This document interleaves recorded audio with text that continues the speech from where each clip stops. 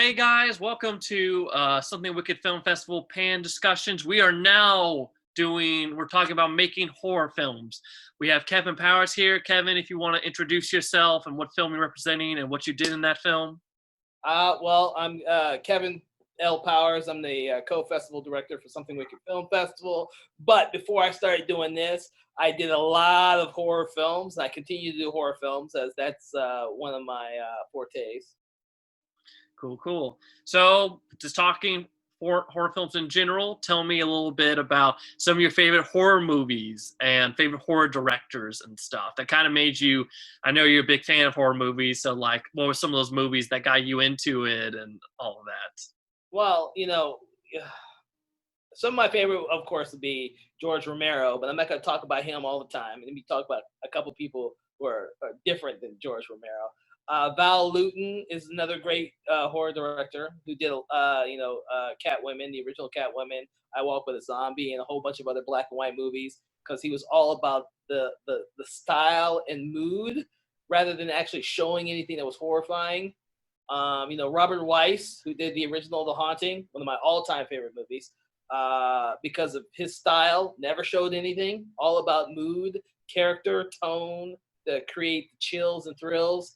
I can go again with like Alfred Hitchcock. He's a classic, but to be honest with you, I don't really relate to him as much for horror as I do for suspense and thrillers and espionage films.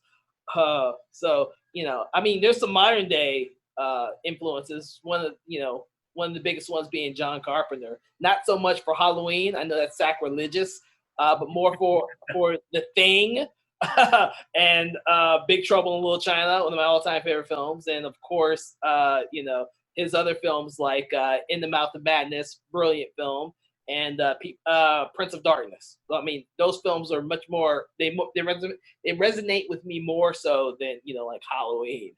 Okay.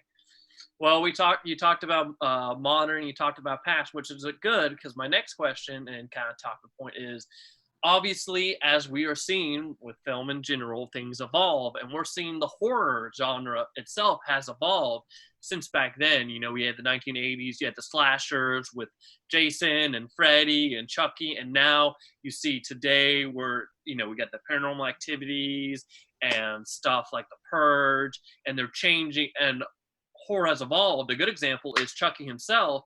Back then, 1980s, he was a slasher, killer turned into a doll. Now, in the latest one, they made him an AI type deal. So what's your opinion of how the horror genre itself has changed over the last 40 years? Well, every decade has its influence. In the 70s, you had extreme gore. You had people pushing the buttons as far as they could push it. Stuff like, Cannibal Holocaust and all the Italian horror films. And then, of course, the 80s were known for their slashers. By the time you get to the 90s, everyone's throwing in every idea they have. But really, the big thing is, you had all of the young casts, they all looked good, had great soundtracks from local bands and bands that are up and coming. And then, of course, you get to the 2000s and you start having the whole so-called torture porn. Because we go back to that whole thing of the 70s where audiences need to have something more extreme again, something that would suspense didn't capture them as much as it used to, so we needed to up it a little bit more. Stuff like Saw, Captivity, Hostel films, and then at the end of that cycle, you come back to what everyone loves, which is suspense and thriller, and that's where you have the so-called paranormal activity films. But while those films are starting to reemerge, what you now have is the social commentary films. Now, those films have always been around. George Romero's Night of the Living Dead, Day of the Dead and Dawn of the Dead, social commentary films. I mean, you can go as far as Ernest Dickerson's Bones, or there's tons of films out there with social commentary in them. But now it seems to be something that's really gravitating towards a lot of filmmakers, such as Get Out, and then of course you have what's the other one? I was thinking The Purge that you mentioned. These things that are showing a reflection of current society or the society we think we're heading towards. And I think the filmmakers nowadays are catching on to that. They don't want to just entertain. They don't want to just show you the most glorious thing possible. They want to have some type of commentary that actually hits the audience in a new way.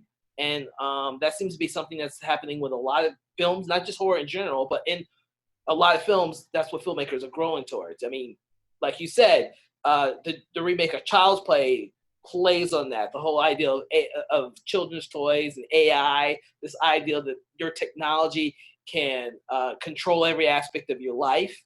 And then, of course, one of the films we're screening this weekend, Camp Wedding, has to deal with technology. How we are so connected with cell phones and technology that the filmmakers decided to make like a slasher film with the ideal of technology running our lives. So it's something that filmmakers are gravitating towards now because there's so many different stories you can tell with it. Yeah, another example this year, in fact, was Invisible Man, where they changed it from more of a commentary on domestic abuse and stuff. So we're seeing horror movies change and stuff. So obviously we're talking about horror movies, and on that subject we've got something like the Universal monster thing that Universal was trying to do back that did not work. What is your feelings of like we see with the new Halloween that came out, we saw it with Chucky, we saw it with Invisible Man, and they're trying to do Wolfman. What's your thoughts on filmmakers trying to remake these old movies, these old horror movie classics that were great when it came out, and then we're seeing some good ones with Invisible Man, we see some okay ones with the Child's Play, and we see some duds like the last Friday the 13th movie and stuff. And the last Nightmare Before Elm Street, that was a bomb. So what do you think is what some filmmakers are failing to grasp before with remakes, and some that are doing? Like what is the thing that we're seeing with that? Well, first of all, I'd like to say that I'm not against remakes in the slightest bit. I believe that any film can be remade. I mean, every film resonates with the generation that watched it when they originally came out, and sometimes those films do not resonate with a modern day audience. Things change. We hope we change with decades, and we hope our children do. So why not the likes and dislikes of our children? So therefore, I am perfectly fine with every film being remade. There is nothing, I believe, that is sacred in terms of films. I would love to see someone remake Citizen Kane, which is one of my all-time favorite films. People say you can't remake Citizen Kane. You damn well can make Citizen Kane. Anybody can go out there and make it for a modern day audience. You know how much I would love to see someone take the ideal of fake news and the way our news has been transcribed from fact-checking print to social media and make that into a Citizen Kane. I would love for someone to do that. Take that, run with it. So every film that comes out that's a remake of something people say is sacred has a different connotation to it, has a different way of thinking about it. I mean, people didn't think that Night of the Living Dead should have been remade, but you know who made it? Tom Savini, and he made it more of a feminist ideal in the new film. And that is great. Child's Play took our idea of slashers and serial killers and voodoo from the original and made them into AI and child rearing, where, what's worse, the idea of these kids raising the ideals for this doll or grown-ups. Each of these films resonate differently with a different audience, and that's why remakes exist. My ideal, the only bad remake that ever happened is probably Psycho. I was like, dude, why would you want to remake it shot for shot? That's dumb. Make it for a modern day audience. That would be probably the only one I would be against. It's like, don't make it shot for shot. That's dumb. Make it for a modern audience. Make it play towards people's current ideals and fears. That's what horror is good for. You go with the current ideals and fears. What we feared 60 years ago is not the same thing we fear now. Make it apply to the generation now. And those fanboys out there who say Citizen Kane can't be remade can keep saying that. you know. But a newer version of that probably would resonate more with modern day audiences than they do than the classic does. I know Night of the Living Dead, the original '68 version, doesn't really register with modern day audiences. The Exorcist doesn't really resonate with a lot of modern day audiences. They don't get why it was so terrifying and when it originally came out. They watch it, and I saw the remake. I saw the version you've never seen before of The Exorcist at the theater with an audience. The theater was completely packed, and I heard more laughs than I've ever heard at a comedy that I've seen, because the modern day audiences didn't really get a lot of the things that the audiences back then got. So yeah, they're looking at it and says, demon worshiping and devils. This shit's funny. Why are people afraid of this movie? Younger generations don't get it, so you have to make it for the modern audiences. I mean, it's great to pay homage to the classics. Night of the Living Dead pays homage to the classics. Child's Play remake pays homage to the classics. But you have to create something that's different and resonates with a modern day audience for it to click. If not, it just seems like a dead, remake. I mean, have you ever seen a remake for Day of the Dead? Pretty damn horrible. There should never have been a remake of Day of the Dead, but there is. And they had Bub, or the character so-called Bub, if you've ever seen Day of the Dead, be a vegetarian zombie. That's a modern day spin on it. There's nothing wrong with that. It's a different ideal. We have a health conscious society now that we didn't have back then when the original was made in '85, that we have now. And they took that ideal and they applied it to a zombie film of which they eat brains. So you have this conflict with the zombie who's a vegetarian originally when he was alive. Those are interesting concepts. Now, like I said, I didn't really care for the movie itself, but that doesn't mean that it shouldn't have been made. It brought new ideals to an old style story, and they did it out of also respect, but also in the ideal that any film can be remade. There is nothing sacred in this world anymore. Remake it. Give it to the Russians to remake. So we're talking about that and talking about how, like, again, some old movies now people watch modern day and they go, it's funny. What do you think about how, like, trying to scare people these days between horror and tension, how that's changed, and how you as a horror fan seeing the evolution of what, like, back in the day, some people would be scared of this, now they're not scared of this, but they're scared of this and all of that. What's your thoughts about that? As a horror fan, and I've watched way more horror films than I probably ever should, I still like the concept of creating a very suspenseful film. Now, that being said, I don't like jump scares. I don't believe jump scares work for me, and I don't think they've ever really worked for me.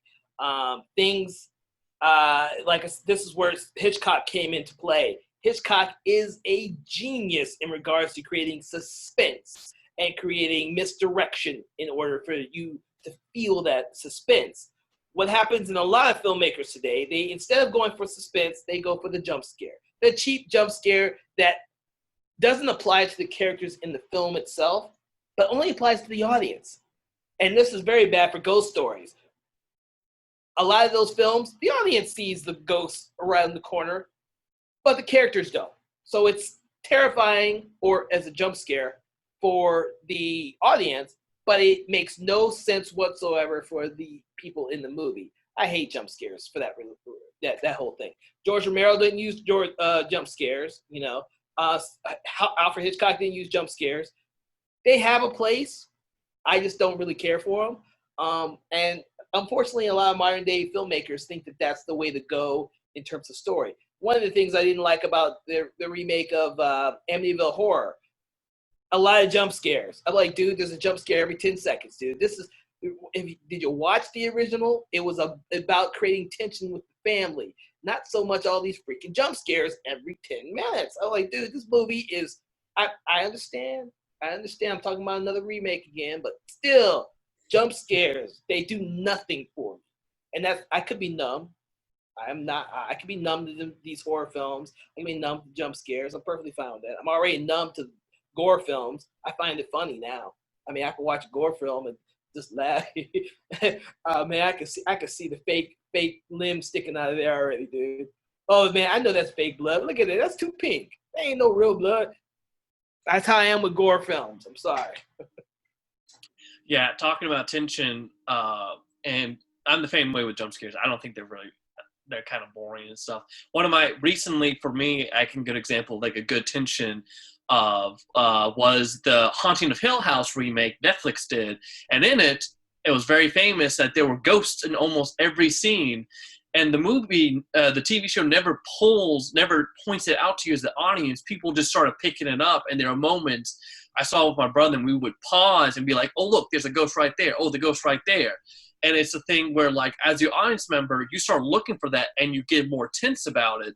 But the TV show never makes oh, look, there's a ghost right there, blah, blah, blah.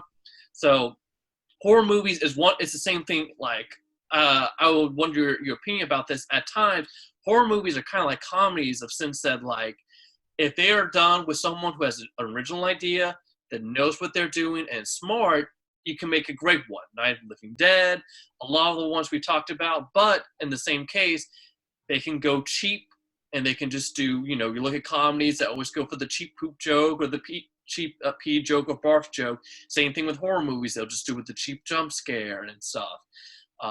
What's your feelings? Would you agree with that? Like, it's very easy for filmmakers, especially new ones, to just go, well, let's just do the jump scares. It's always going to be easier because the jump scare is something that gets the audience. And I understand that one of the points for adding jump scares is to get the audience immersed in the film itself. And so they're not taken out of the film. And the easiest way to do that is to have a jump scare every 10, 15 minutes in order to, appease that rush that people get when they watch horror films. I mean, the rush that you get from watching a horror film, that sense of suspense and disbelief, doesn't exist for films like dramas or comedies, because you're not really watching those films to be put on the edge of your seat. You're watching those films because you're watching relationships and you're watching these dramatic events unfold. But horror films, in addition to, really good suspense and mystery thrillers, work on the ideal of suspense to keep audiences on the edge of their seats.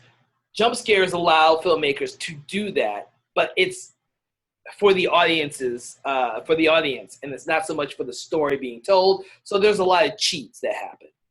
Some of the films, the horror films that do not a jump scare, but they pull the rabbit out of the hat with you not thinking about it, are films like Hereditary or Midsommar. These films right there, or It Follows, another one that's built on tension, built on mood. There are no jump scares in there. When you get jump in that movie, it's because something happens and you're not expecting it, and it happens to the characters of the film, and it was like, holy shit, what did I just see? Did I just see that? But it's not a jump scare. And those films resonate with people and audiences more. I mean, I hear about people talking about It Follows all the time, and that's a mood film. It's a creepy mood film. And Hereditary, it's a creepy mood film. Now, there are some graphic moments in Hereditary, no doubt. But, when you're thinking about, when you're watching Hereditary, you're like, oh man, this is some odd, weird shit going on in this family here. What the? And it's not jump scares, and those are the films that resonate with audiences more. You'll always keep hearing people talk about those films. Or, The Babadook, another good movie that does the same thing, That's a relationship between the mother and her son for most of the movie, and you don't even know if the dang demon is real or not to the very end. Those are, you create suspense, and you create that mood and tension throughout the whole film. You keep audiences on the edge of their seats. But there's this growing, this growing ideal that audiences need to have that funny moment or that jump scare to relieve the tension. And I'm like, if you know the most successful and talked about horror films in the last 10 years, none of them have that. You talk about the girl who walks, the girl with all the gifts, or you talk about the girl who walks home alone, all these films that people remember and they talk about, there is no levity that just throws itself in there. I mean, I truly believe it's really hard to mix comedy with horror. You know, Shaun of the Dead is one of the few ones. I can't stand Zombieland. I know there's a lot of people out there that love Zombieland. I hate both of them. Both the first and second one, they're stupid. They're dumb. Some of the worst films I've seen is those two films. I try. I can't. I've watched them both twice. They're horrible. Because it's more for the service of comedy. You know, instead of the story, it's in service of the comedy, in service of the audience laughing. Whereas Shaun of the Dead, it plays it, whereas it's just funny moments that happen to these genuine characters. That's what makes it successful. You're not watching a film about characters playing towards the audience. These are just real characters in Shaun of the Dead, which is why it's one of my favorite and the most successful horror comedies out there. Zombieland, no. Not in the bed. And it's something that every filmmaker has to fight with. How much comedy? How much suspense? Do I have a jump scare here? Do I just create a mood or tone? You know? I mean, The Witch, perfect example of nothing but mood. It's creepy. It's based on the characters. You're watching this film and you're following these characters all the way through. And by the end of the film, you get to that moment and you're like, what the fuck? Whoa. And it stays with you. You know, it stays with you. Those movies stay with you. And they're effective. And a lot of things that are affected too with horror movies is also another big topic, is the big villain, the big monster that, you know, everyone remembers Jason, everyone remembers Freddy, everyone knows Chucky. You've got Ghostface. Back then there are a lot of memorable villains.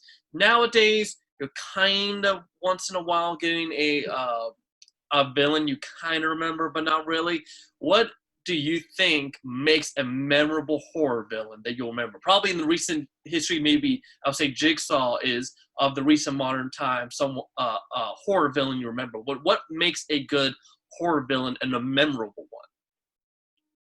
You mentioned Jigsaw, and Jigsaw is kind of a modern day one.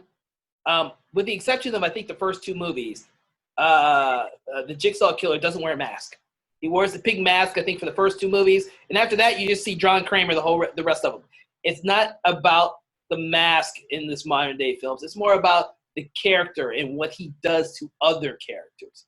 People remember the little doll.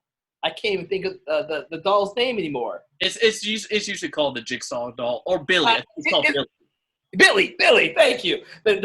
People remember Billy. When you think of Saul, you think of Billy. You don't think of the pig mask. Pig mask ain't the first thing you think of. You think of Billy.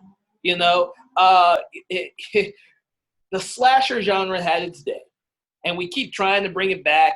You know, the Halloween remake here, the Friday 13th remake there, the latest Texas Chainsaw Massacre that needs to redo the whole franchise again. I mean, I don't know how many times I'm going to keep making this damn story. But the thing is, modern audiences are not as in tune with the slasher killer as they were in the 80s. In the 80s, those movies thrived on the fact that people loved the monster, the killer, the mask, the man in the mask. Modern day audiences are not in tune to that. You have to have a character first, mask second. Hence why the Jigsaw Killer has had such a resounding effect on people. You get his philosophy in those movies. You get his thoughts in those movies. And you get how it is manipulated by his followers. So you're not just getting his ideals, but you're getting how it gets manipulated through his followers. So it leaves people with a different aspect with each film. Every time they try and remake a movie, a slasher movie, you got the new Child's Play, you have to do something different. It's not, in the remake of Child's Play, it's not so much the Chucky doll that you remember. You remember the child and how all of this is affecting him and how he reacts to it. Because the child is different in this remake than he was in the original one. In the original one, he's more or less a tertiary character who Chucky uses. In this film, he actually doesn't want the doll by the halfway mark. And he becomes the badass character like the Ripley character in a Child's Play film. He's got to save his mom, and he's got to do all this stuff with his friends. It's the child versus the doll. It's kind of like watching Attack the Block. It's the gang members versus the alien. This one is the child versus the doll. Our ideals of a killer are different now than they once were. The reason why Hannibal Lecter is so popular is because he doesn't wear a mask. It's his philosophy. People remember his philosophy. That's why we can keep remaking it, and that now we're doing a new version called Clarice, which is the cop who chased after Hannibal. Because it's the ideals of the characters that we go with now. I mean, I don't see how the Halloween remake ever was as popular as it is, because Michael Myers is not a great character in the remake. In fact, he's very freaking boring in my opinion. But the Laurie Strode character and her relationship with her family is what resonates with people. And so I'm like, I'm a little surprised. But then, Halloween has such a huge fan base that the glue that holds that whole franchise together is the Laurie Strode character. It's kind of like the Alien films. People gravitate towards the Ellen Ripley movies because she is the glue that holds this whole thing together. She has a drive. She has a purpose. She has an ideology. It grows with each film. And that's what modern day audiences are gravitating towards. You watch the Purge movies. You got some of the greatest masks on some of the characters in those movies, but no one remembers that. Frank Grillo does a great job in the second and third film, and you're following him. You're watching the Purge movies because of him. And in the last one, the first Purge, you're watching you're watching the most, probably the most profound political commentary out of all of the movies in the first Purge movie. That is like, it started off with an ideal with the first Purge. It's a cool ideal. It's all in one house. It's only halfway effective. I just thought the movie was okay. Then you expand upon it in the second and third movie. But by the fourth movie, the first Purge, you have distilled this ideal down that has made it resonate with both African-American audiences and regular, every type of audience. And that's what people gravitate towards. It's the same with Get Out. The reason why Get Out is so popular is it resonates. And there's no villain in there. Yeah, people remember there's a bunch of crazy white dudes who want to become black people. So it's like a little possession film in there, thrown in with some political commentary. But really, you are sticking with the character. You're like, his journey is what's really important, and it resonates. And any horror film that wants to be successful in this day and age needs to have that. As of right now, the only franchise I can think of where people like the villain more than the people he's killing is probably Hatchet. And those are because those are just so damn fun to watch. I mean, don't get me wrong, they're not very thought-provoking movies. The Hatchet franchise is not very thought-provoking. But they are absolutely some of the most fun films out there to watch. You have your friends and you drink a beer, you sit down and you watch, Victor Crowley just kill a bunch of people in very, very graphic ways. They're also fun. So let's actually talk about that, because with the horror movies, that's one of, if not the most important thing when people go to see it, is killing and the art of killing. What's your thoughts about, everyone can think of like the first Friday the 13th when girl gets sucked into the bed and the blood shoots out. You look at Jason and look at some of his, like, that same things with Chucky's. You remember, like, Pet Sematary. Everyone remembers about the kid slicing the guy's tendon when he was on the stairs. Even something like Jaws, everyone remembers the deaths with those. So how important do you think the art of killing people creatively, I mean, that's what the Saw franchise was all about, was killing people creatively. How important is killing people in creative ways to a horror movie? And really, as a horror filmmaker yourself, how do you like kind of think about, like, okay, I'm gonna write a horror movie, how am I gonna make it gory or fun that the audience member is going to in some sense get a weird glee out of? Essentially, you can go back to I guess creative killing people is always going to be something that will resonate with a modern day audience if you are doing a remake. If you've seen the Child's Play remake or the Pet Sematary remake, they were really creative on those kills in those movies. They wanted to change it enough to make it more graphic. Pet Sematary remake resonates with them. It's completely different than the original story and the original movie. They take it into a completely different way, so it resonates with modern day audiences. It's also got a little bit more gore in it, and it made me feel like a precursor to maybe like the Evil Dead. The Evil Dead 2, mind you, the demons in Evil Dead 2. But with something like Halloween, the new one's just called Halloween, the remake, sorry, or the continuation. Halloween, I think with that one, you didn't see anything, any death scene, any kill scene that you hadn't seen in a previous Halloween film. They essentially took the best kill scenes from all the other sequels and crammed them into one good movie, or in most people's opinion, a good movie.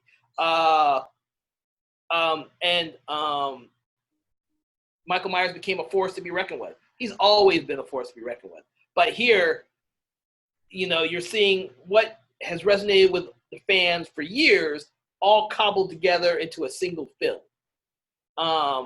And films that, don't resonate that well with the kill scenes, you got a ton of them out there. I mean, there used to be the makeup artists like K&B Effects and Rob Bottin and Tom Savini, who had creative license for creating those graphic kills, and they were always trying to one up themselves every new film. Those were in the 80s, which is why the 80s are always these films that people go back to and say, oh my God, these have the greatest makeup effects ever. Well, today we have films that don't necessarily have the best gore scenes in them. Or in the sake of something like the Evil Dead remake, they go so far that it's shocking. Now, that's one of the remakes I absolutely love. That took a story that actually had no real plot to it.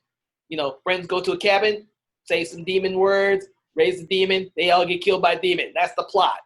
It's entertaining as hell, but that's the plot. The remake takes, it's a drug intervention. So, the main character is fighting personal demons as well as real demons. And that's how it resonates with the modern day audience. I don't think if the Evil Dead, the original Sam Raimi one, was to be released today, I guarantee you no one would give two shits about it. Back then, it was groundbreaking. It resonated with those audiences. Audiences had never seen anything like that before. It was wild. It was grungy. It was low budget. It was creative with the camera angles, stuff that people hadn't seen before. You release that movie today, no one would go see it. It would be another one of those asylum films that you see online that probably plays on Sci-Fi Channel and then would disappear.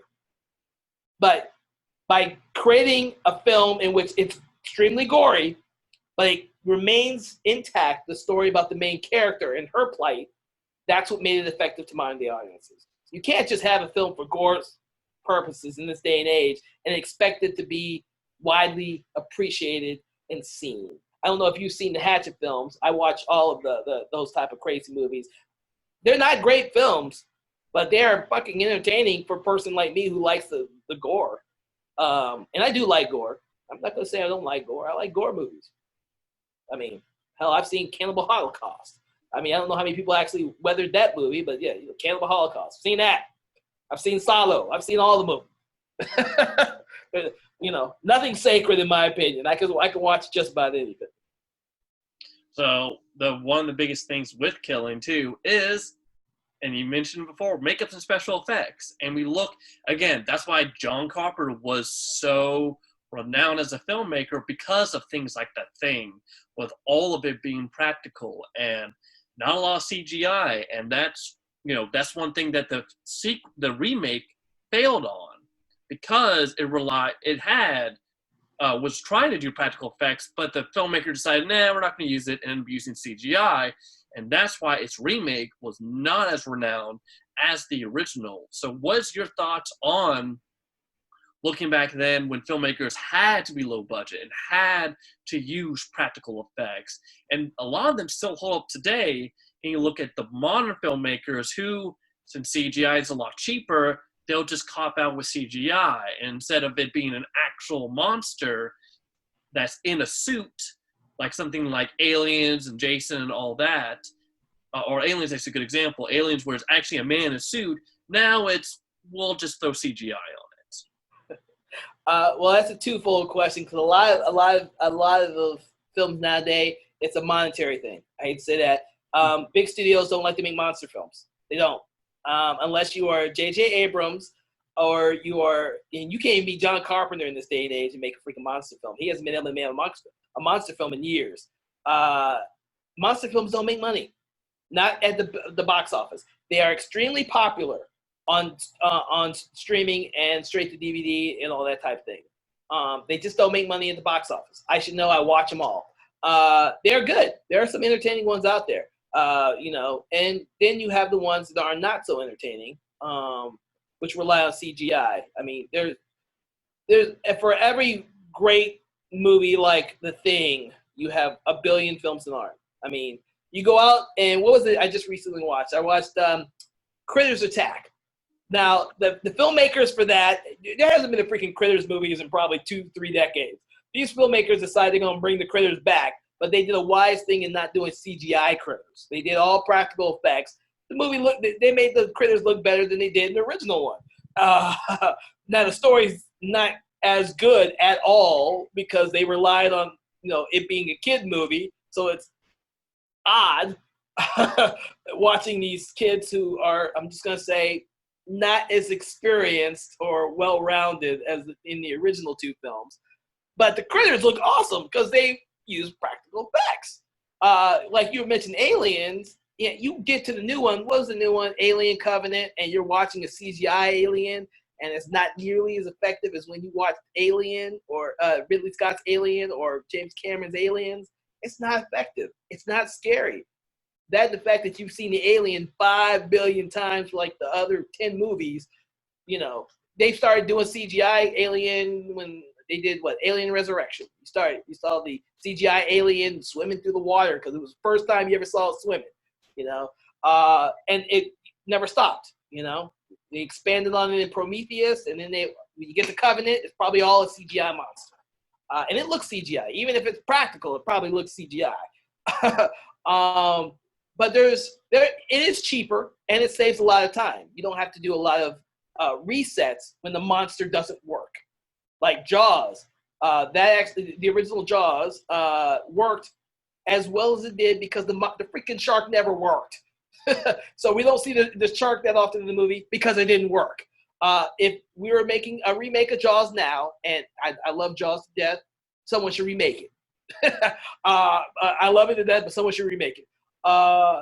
If they made it now, it'd be a CGI shark. It'd probably be something like Deep Blue Sea 3 that just came out, or heaven forbid, The Shallows. The Shallows, brilliant movie. I guarantee you that whole movie is a CGI freaking shark, and it looks phenomenal.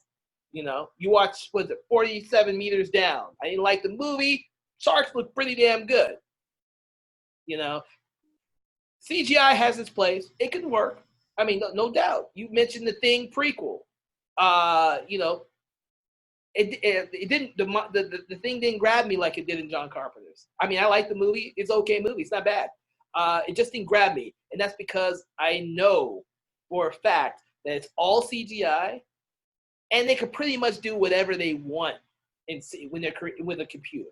Whereas when you're watching John Carpenter's version, it's like, holy shit. Rob Bottin, you are freaking a magician. I don't even know how this is 40 years later, and I still have no idea how you created that stuff in that movie. And it still impresses me.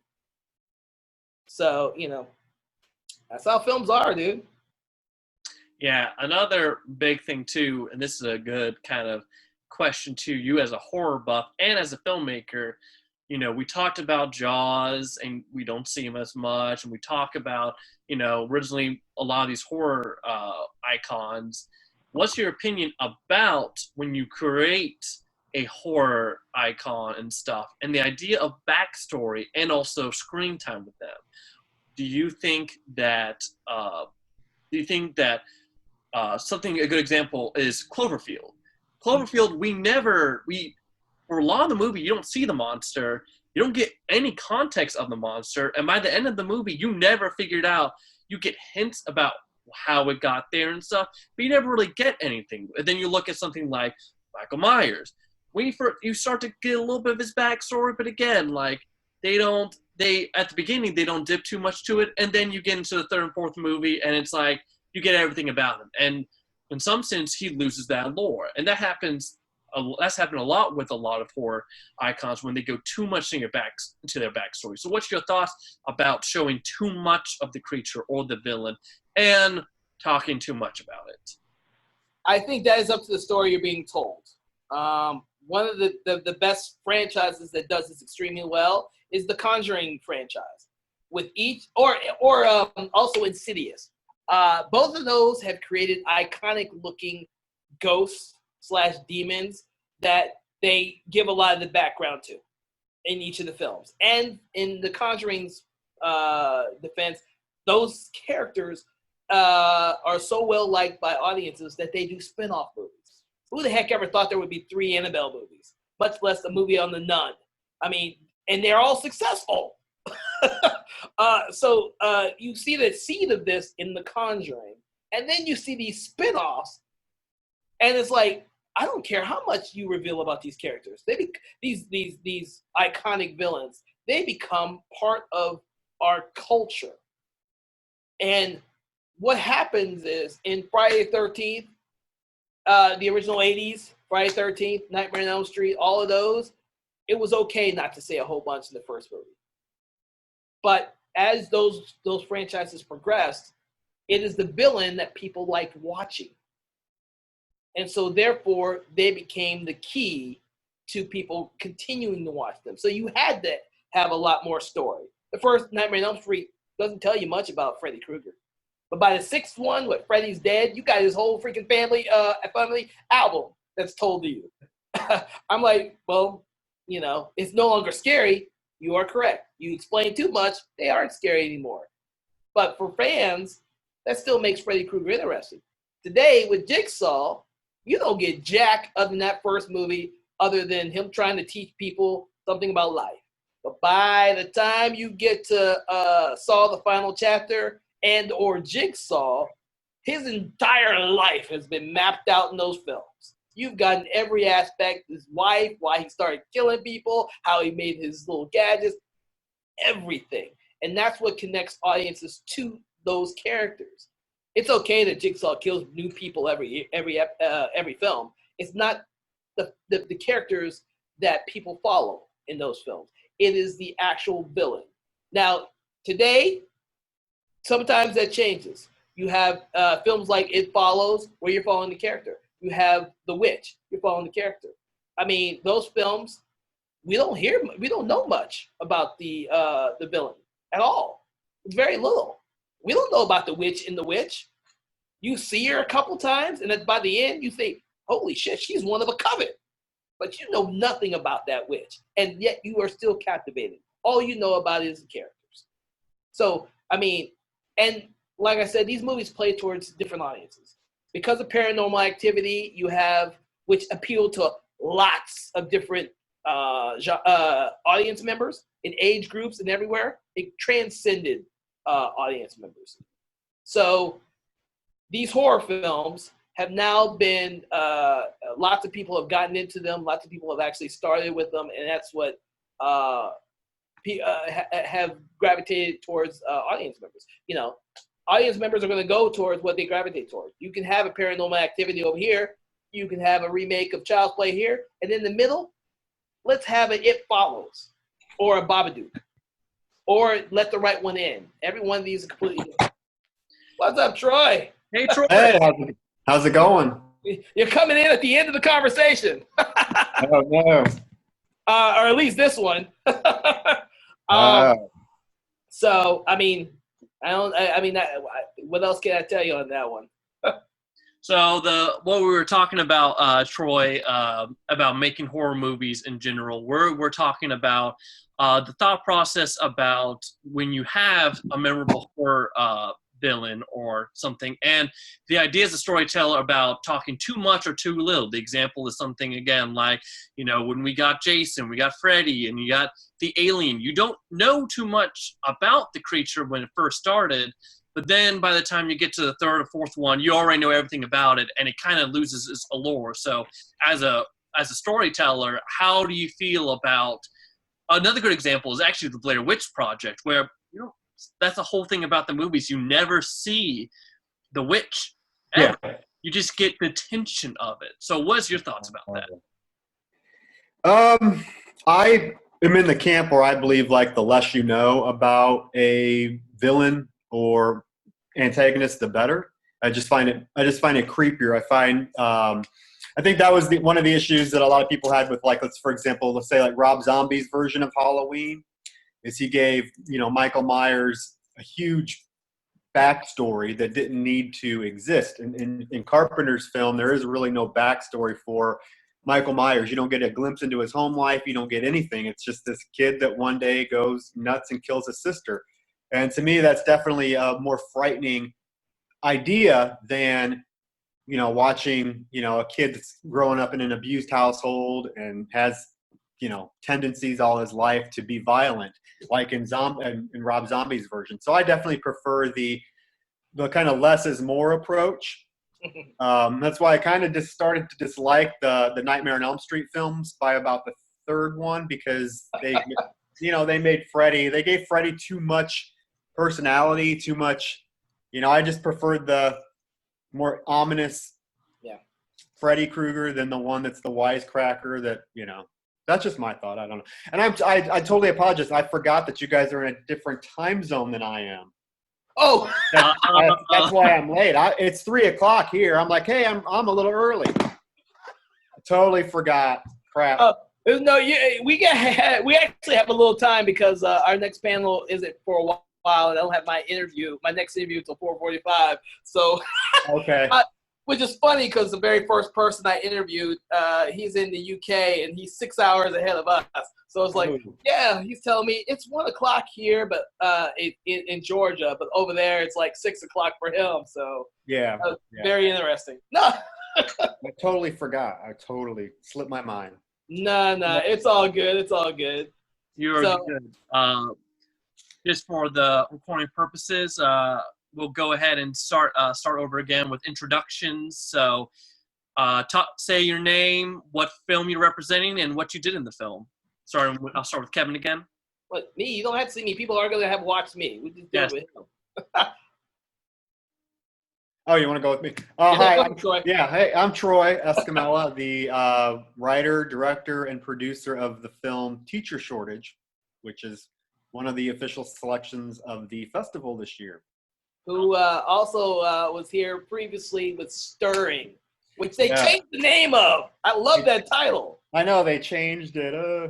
That happened that happened in the first film I got distributed, or I was in that was distributed. They changed the entire marketing that we did to something they did. It was like, dude, this sucks. It's horrible.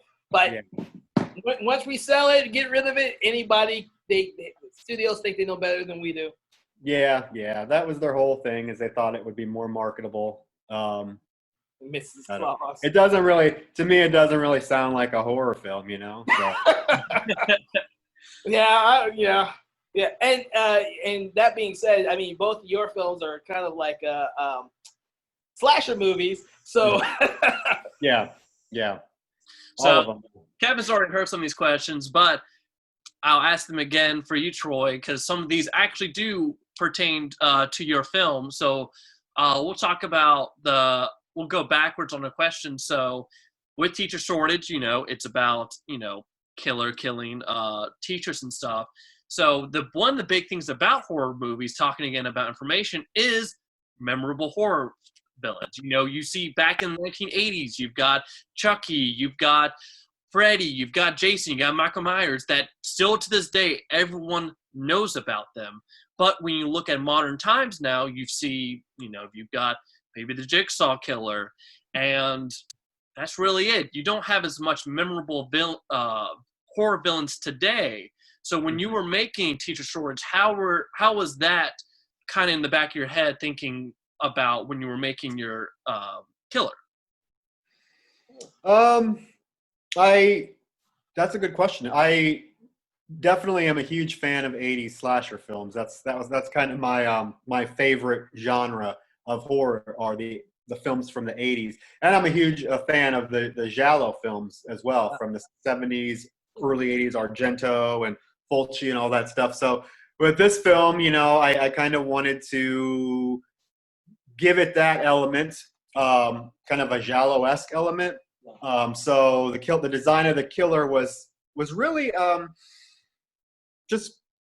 I contacted somebody that because of the film being set in a school, I always kind of knew that I wanted the killer to wear like a graduation gown, because I just thought that made sense with the film, fitting in with the film.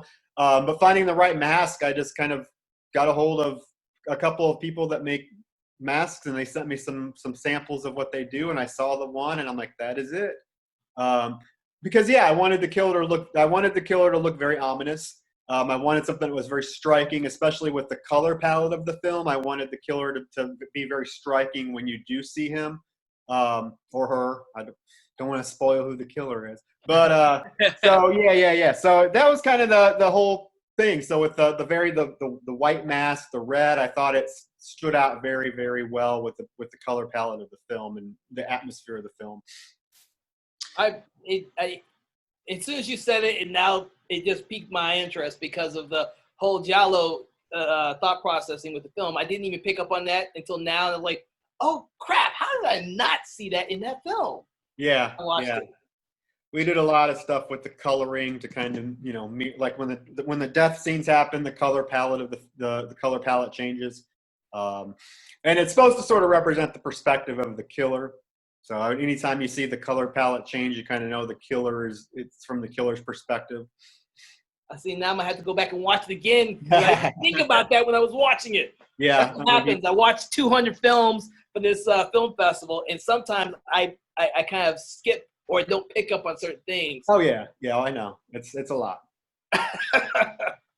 So another thing talking about killers, when I was talking to Kevin about this, and he made a good point too about, with killers, they've got to have a motivation. So I won't spoil what about your killer's motivation, but when you were thinking, it's actually a very deep motivation. When you were thinking and writing about that, how was it kind of thinking of like, okay, I want to make sure that this is not just a Jason killing for killing's sake. He has a purpose for it. And how did that kind of influence you?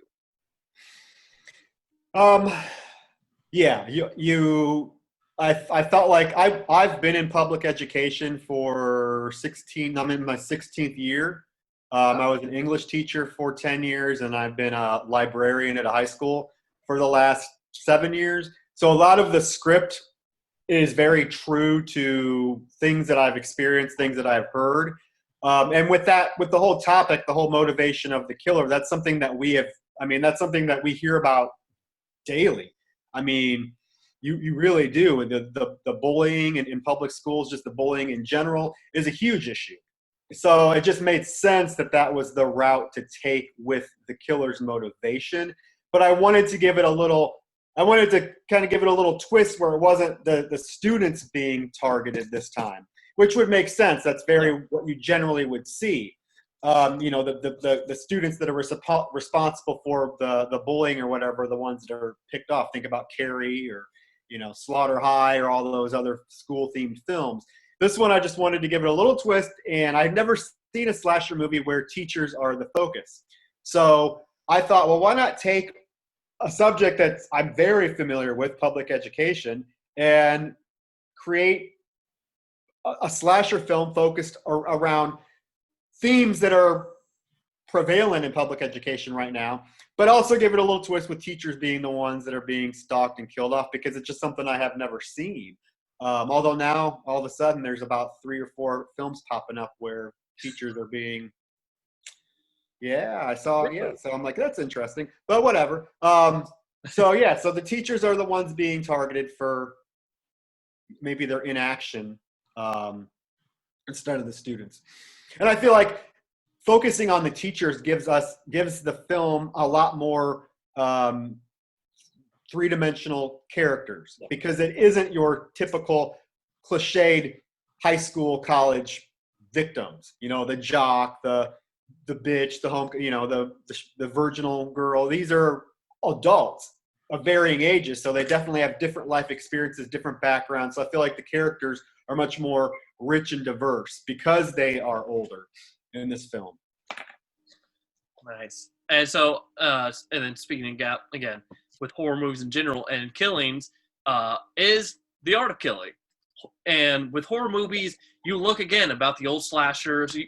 Everyone remembers again, like the girl getting pulled into the bed and then the blood spewing out. Everyone remembers Jason's old kills. Everyone remembers Pet Sematary when the girl cuts the guy's ankles on the stairs. So when you were making your horror movie and thinking about how you want to kill off these teachers, how were you trying to think of creative ways for people that, like, you know, this again, people watch the Saw movies because of the killings and stuff. How did that influence you when you were filming and also writing the story? Well, because the film is focused on teachers and has that school theme running through it, I wanted to try to implement some methods that were very school related. Like the first kill in the movie is done with a ruler. You get one of the teachers is stabbed with a pair of scissors. You get another one that is killed with a pencil. So I wanted to kind of throw that in there because, like with my last film, Mrs. Claus, Stirring, that all those kills were done with Christmas themed ornaments, candy canes and Christmas tree toppers and all that stuff. So with this one, I wanted to kind of keep that theme, but then also because of where a lot of the film takes place, a lot of that didn't make sense. So then I just implemented the typical like axe and machete and meat cleaver to the face, sort of traditional death scenes. Yeah, the axe is always a traditional one.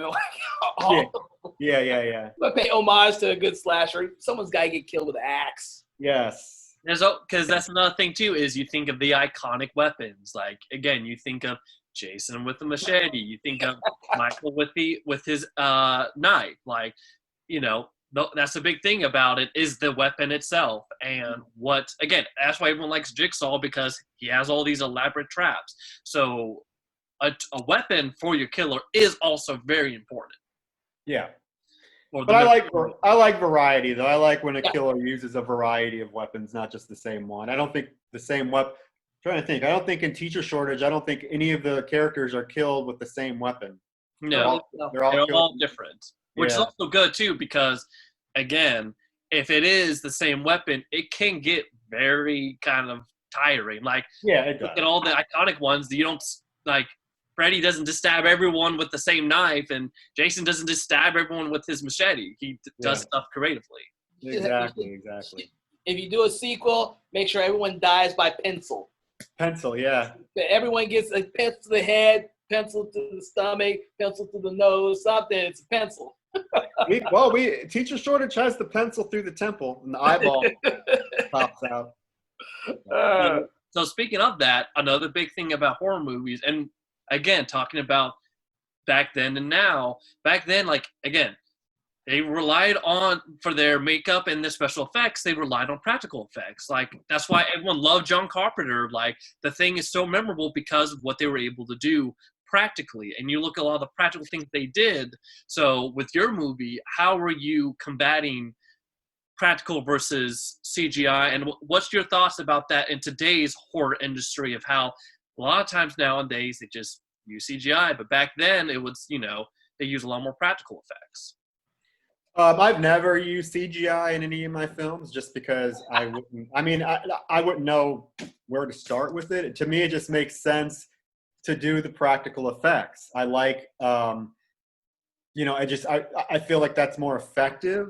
And luckily I've been able to work with a couple of really great special effects artists. I mean, that's the thing is horror fans, especially if you're 80s horror fans, that's kind of what you want to see. You don't want to see CGI. You want to see the practical effects. So that's just always been the way I've gone. I just don't know like how effective CGI would be in a slasher movie. To me, it's just like I said, it just makes sense when if you have at your fingertips good special effects artists that are willing to work on your film and know your vision to bring them on board. And the actors love it. I don't know if the actors love having these elaborate gory death scenes and getting their fake eyeball put on. I mean, it's just so fun to sit and watch them just be all excited about that whole process. Yeah, one of my things is if my friends want me to be in their film, I have to die. Yeah. Because the most fun part for me as an actor is being eviscerated, killed, what have you. And I've been killed a lot of times in films. Yeah. I mean, look at Sean Bean. He's made a whole career of it, of just all the different ways he's died. Like, and it can be fun. Like, oh, look, I got ran over that time. Or, oh, I got stabbed that time. Yeah. I mean, it is. I mean, I guess the only drawback is it's very time consuming to use practical effects. It's very time consuming. I mean, you spend, literally hours sometimes getting the effects, the prosthetics and the effects done. And then, so that's the only drawback, but so I think it looks better, obviously. Yeah, I believe in all the films I've worked on, I think we only use CGI to mimic gunfire or muzzle flares. Okay. World War II films that we did with Ron McClellan. We did almost all of the muzzle flare CGI. I think actually the only CGI I've ever done in any of the films is actually was Sturry, Mrs. Claus at the beginning, and it was just a simple edit CGI out. If you remember the opening scene, there's a scene where a girl hangs herself. And we had her in a harness and you could see the straps. So we just had someone go in and CGI that out. That's the only CGI I've ever used. Yeah, I'm like you. I don't really want to spend time staring at the computer trying to CGI a bunch of stuff out or in. No. I have some filmmaker friends who likes to do that, but I'm like, dude, nah. That's a lot. Yeah. So the other thing too with horror movies, again, we're waiting for the killings, is the actual scaring. So for a teacher shortage, trying to figure out, again, scaring, tension between jump scares and stuff, how do you as a filmmaker and as a horror filmmaker feel about doing jump scares versus just doing tension? I think both have their place. I honestly, I'm trying to, I don't know why jump scares have all of a sudden got such a bad reputation. I don't know. It seems like people like nowadays are all anti-jump scare, but if you think about it, like most of the horror films that I grew up loving that scared me implemented jump scares. And that's, so I think they have their place. And on the flip side of that, you get there's films that are just scary as hell because of the tension and atmosphere that they build, such as one that I've seen it, but I just watched it again the other night because I haven't seen it for a long time. And it's really not a flashy in-your-face film, but it's probably one of the most unsettling films I've seen. It's The Invitation, directed by Karen Kusama. The new one. Okay, yeah. It came out in 2014 about the group that had the ex-husband with his new girlfriend that goes to his ex-wife's house for a dinner party. It's very unsettling, and just the way that the tension is built without having to really have any jump scares or anything. It's the camera angles, the lighting, the situations. But I feel like some jump scares are a little eye rolling. Like I'd be happy never seeing like a cat jump out of a closet again. I think that's just overused. But some can be effective. Yeah. You bring. I just remember because I just saw the Ju-on Origins on Netflix. There's a cat jumping out of something. Yeah. Yeah, that's everyone has overused that whole motif with cats. Yeah.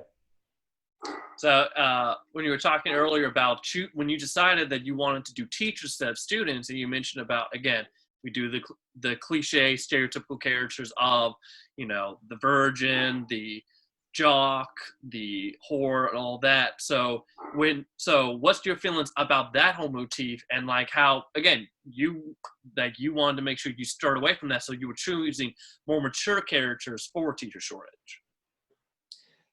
Yeah. I feel like there has been a trend in slasher movies lately, probably the last 15 or 20 years, to make the characters as unlikable as possible. Yeah, there's so many movies that have come out where just the characters are just all of them. You just want to see them all die because they're just awful characters. And I don't know like why that became a thing, because to me it's like much more effective if you care about the characters. You don't want to see them killed off. So that's kind of, I mean, I think if you can build sympathetic characters that people like, it's kind of fine still to maybe use some of those slasher archetypes. But for me, I always find it more effective if you like the characters. If the audience, if you as a viewer likes the characters, it's going to make it more effective when they die. Yeah. You know, we all know we have we have characters that we've loved throughout the years that when they get killed off, we're, you know, pissed off about it because we had an attachment to that character. So I try to create characters that are somewhat likable or relatable. Maybe it doesn't always work, but it's never my intention to create characters that I think the audience is going to hate.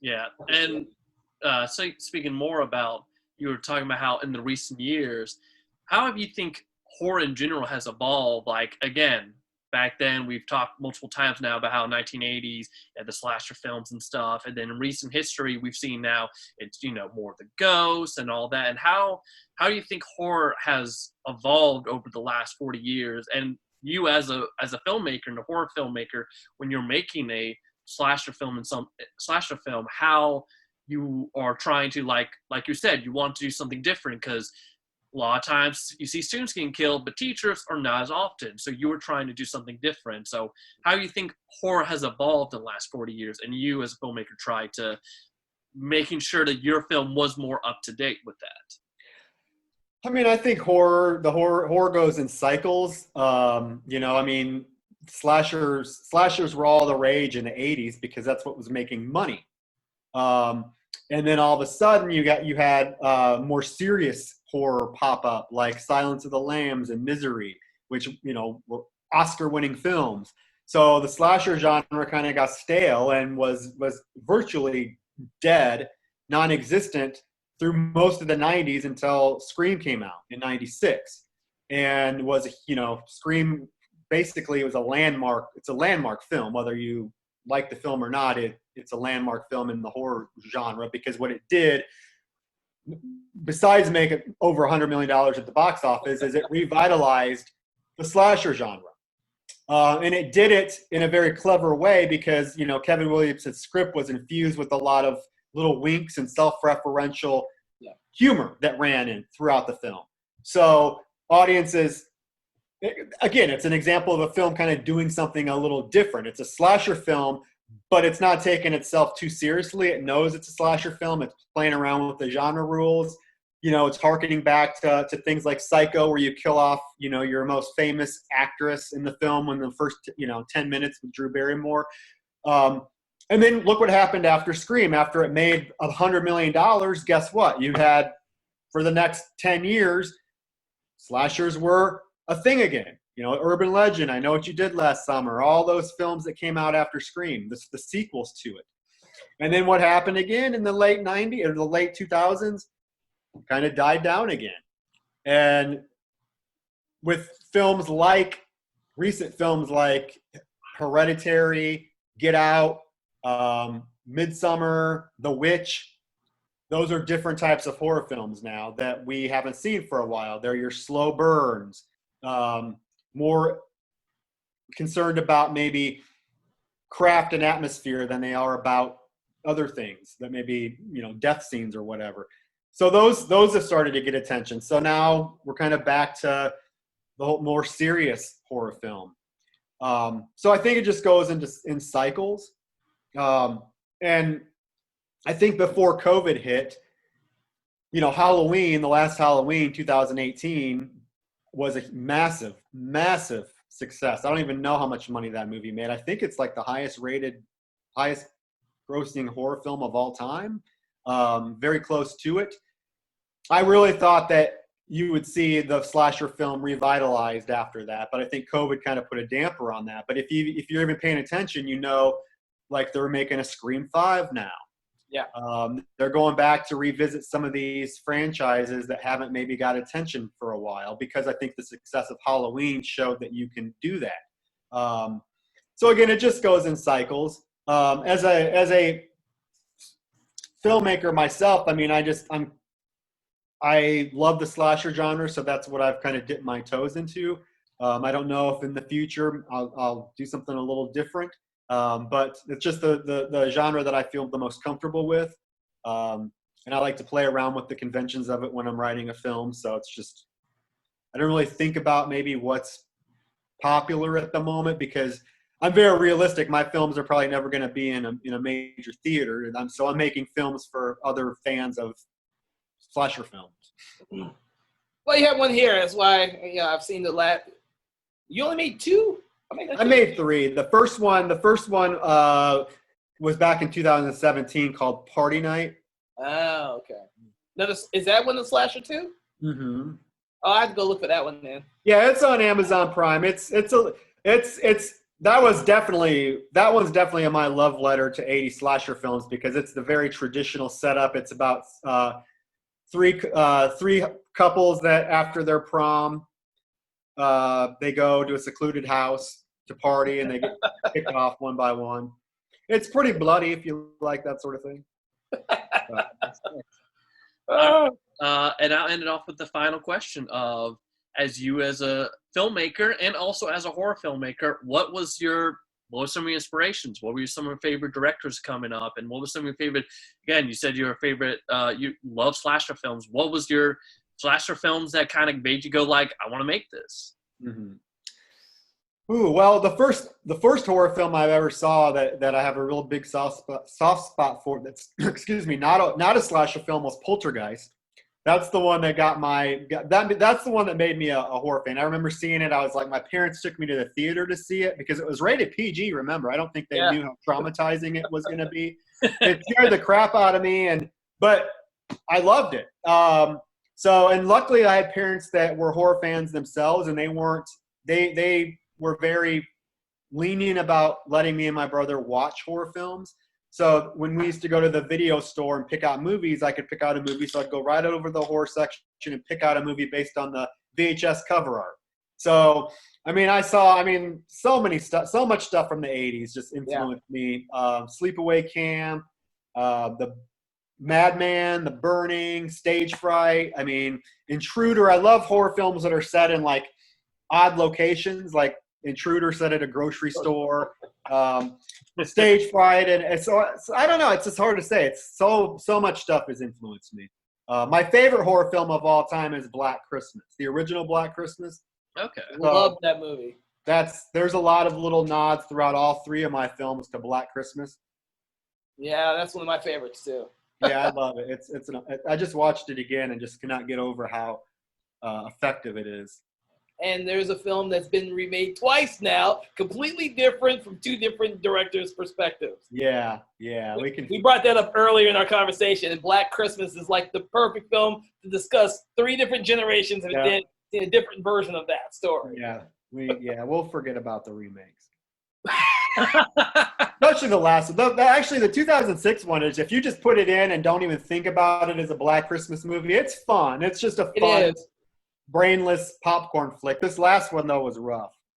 I think it was trying too hard to tell a political statement in this day and age. Yeah, for sure. We talked about this earlier before you got on there, films that did that.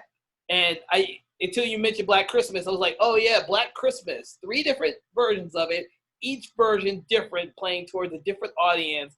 and the most recent one has got a really heavy political commentary to it. Oh yeah, it's very that heavy. kind of diffuses the horror aspects. Yeah. Oh yeah.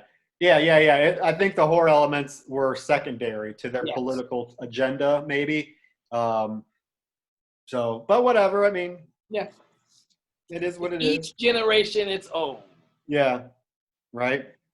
Now, as a filmmaker, what kind of directors inspired you, or what when you're making your movies, is there a particular director that you kind of look to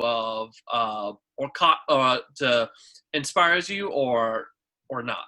I mean, I would feel like my answers are going to be very cliched, the same answers you'll hear from a lot of horror filmmakers. I mean, John Carpenter, obviously, with Halloween, Bob Clark, Black Christmas, Argento, Hitchcock. I mean, just your typical, I mean, very typical responses. I mean, those are kind of the masters of horror, I feel. Wes Craven. Okay. Yeah. I think that is all the questions we have for this panel. So thank you, Troy, for joining us. Yeah, sorry it was an hour late. I totally. Oh no, It worked. We had the time to extend this one, so it's all good. Yeah. Oh, cool. So that was perfectly fine. So thank you both for joining us, and we'll continue to have more panels throughout the weekend. So feel free to join at any time. And it was good talking to you both. Yeah, awesome. Thank you so much for having me and for screening the film. Well, I'm looking forward to whatever you come up with next. Now that I know that you're the slasher man, you like slasher films. I didn't even think about that. Both your films named slashers, and you love slasher movies. So now I can look forward to your next movie. I have some ideas. All right. Awesome. Well, thank you guys for the discussion, and continue to enjoy the film festival this weekend. Bye. See ya.